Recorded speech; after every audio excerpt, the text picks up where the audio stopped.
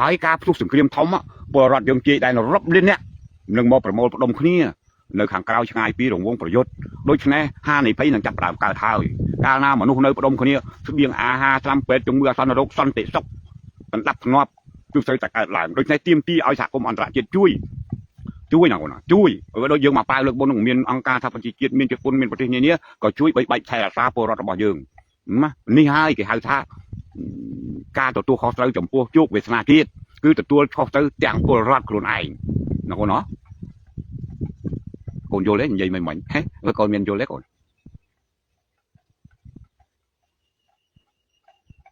ហ្នឹងហើយកូនយើងអត់អាចទៅបាញ់វានៅក្នុងទឹកដីវាបានទេដំបូងខ្ញុំនិយាយថាឥឡូវដើម្បីការពារខ្លួនជាមុនយើងមិនអាចរងចាំនៅក្នុងប្របុកដូចមេមន់ទេដើម្បីការពារពងមន់ខ្ញុំបានតែនិយាយជាមួយកងទ័ពនិយាយរួចហើយវិធីយុទ្ធសាស្ត្រអីផ្សេងហ្នឹងប៉ុន្តែដល់ពេលបន្ទាត់ក្រហមរបស់អាមេរិកដាក់មកនេះបានយើងទឿឲ្យធ្វើមិនទៅដល់ត្រូវធ្វើមិនយើងបដូរយុទ្ធសាស្ត្រមានអត់ព្រមចាំឲ្យវាចូលដល់ទឹកដីយើងបើកឲ្យចូលទៀតតែឥឡូវវានៅបាញ់ពីចង្អាយវាបាញ់ចេញពីទឹកដីវាឡើយទេបើកឲ្យវាចូលទៀតចូលមកដល់ទឹកដីរបស់យើងចាំចាត់ការដូចនេះអញ្ចឹងណាកូនណាកូនសម្រាប់ឲ្យយល់ណាកូនអស់គ្នាយល់ហើយអានេះជាផលលំបាករបស់យើងណាកូនប្រទេសយើងទូចកូនប្រុសកូនស្រីប្រទេសយើងទូចប្រជាជនតិចសេដ្ឋកិច្ចទុនខ្សោយនៅជាមួយនឹងអាប្រទេសសងខាងដែលវាធំហើយគំនិតរបស់គាត់វាមិនចោលដូច្នេះយើងបើយើងប្រើកំហឹងកំហល់ដូចឆ្នាំ1970ណាកូនណាលាហាមពលរដ្ឋស្លាប់រាប់លានរអនាគតត្រូវអត់មានទៀតកូនទាំងអត់ណាកូនកុំthươngណយល់អរគុណណាកូនដើម្បីជួយជាតិមាតុភូមិរបស់យើងកូននៅខាងក្រៅគូទប់ទល់នឹងចារកម្មព័ត៌មានណាកូនណាទប់ទល់នឹងចារកម្មព័ត៌មានឲ្យបានជាប់ផ្លែផ្លាច់ចុចមើលអ្នកបរហោះកូនចេះជាងខ្ញុំចេញមកពីប្រភពណាប្រភពតែ4-10ទេកូនប្រភពតែ4-10ទេបើកូនកុំគេចេះកូនចុចមើលប្រភពព័ត៌មានពីបុគ្គលដែលបរហោះមកណាកូនឃើញបុគ្គលណាខ្លះយ៉ាងច្រើន10អ្នកជាងទេអ្នកដែលធ្វើនយោបាយចារកម្មព័ត៌មាននោះដូចនេះកូនទាំងអស់គ្នាណាមុននឹងឃើញព័ត៌មានមុននឹងឃើញបន្តចុចផ្លាច់មើលប្រភពវាសិនតែចេញមកពីណាទាំងនោះស្ដែងទេតែកូនអត់បានឆែកមើលប្រភពព័ត៌មានហ្នឹងគឺតែនយោបាយព័ត៌មានកាលណាយើងចេញទៅគឺបំបាក់ស្មារតីកងទ័ពបំបាក់ស្មារតីពលរដ្ឋហើយចាប់ផ្ដើមវាយប្រហារទៅលើរដ្ឋាភិបាលដែលជាទល់តែមួយគត់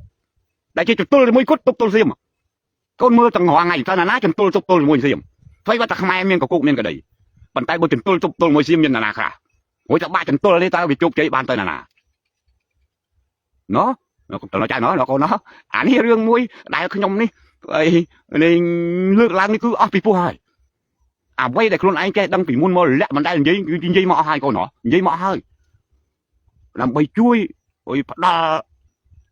ការយល់ដឹងដល់កូនព្រោះកូនជាតពាំងក្នុងអស័យចៅជាតពាំងក្នុងអស័យបើមិនផ្ដល់ឲ្យកូនចៅចាស់នេះវានៅបានប្រហែលដូចខ្ញុំអីយំមិញគិតភ្លឺទៅដល់ពីឡាយនឹងទៅវិញកូនចាប់ដើមបដ ாய் ចៅច្បាច់ម៉ោង 2:10 មកសាទៀតចៅអត់បានដេកនិយាយអត់បានដេកវិញអញ្ចឹងហើយខ្ញុំដាក់ទុកធ្វើអី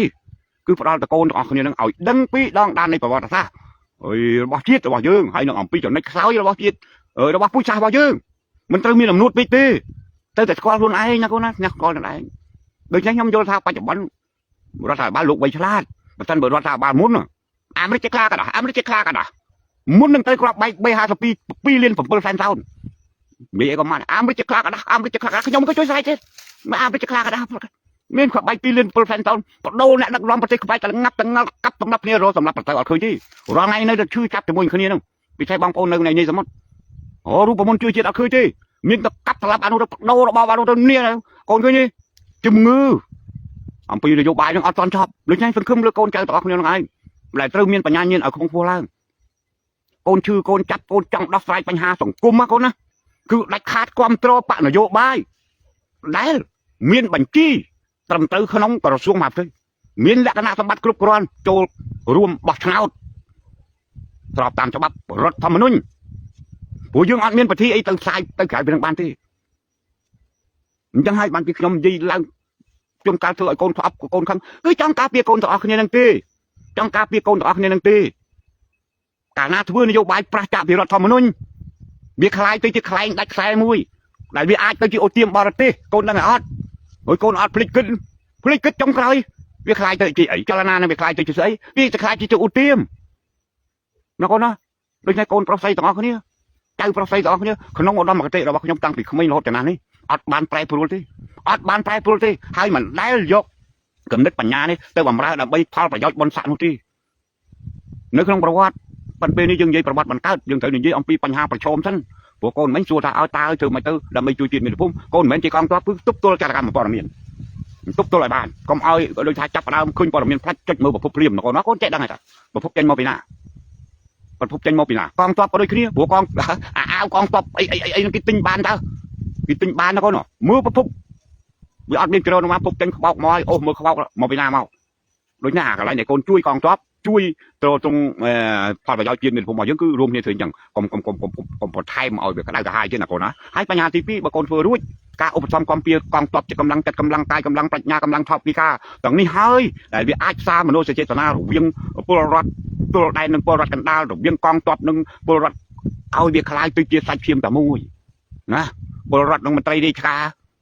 ហើយមិនបាច់ព្រួយព្រោះខ្ញុំឃើញតារាងការកាត់សាច់ស្អុយនេះវាកាត់បដើប្រើហើយប៉ុន្តែកាត់ព្រុសវាអត់រួចទេមន្ត្រីរាជការល្អៗនៅជាមួយកូនទាំងអស់គ្នាទៅហើយបើសិនតែបើកូនមានចំហមិនបដិបកណាកូនណា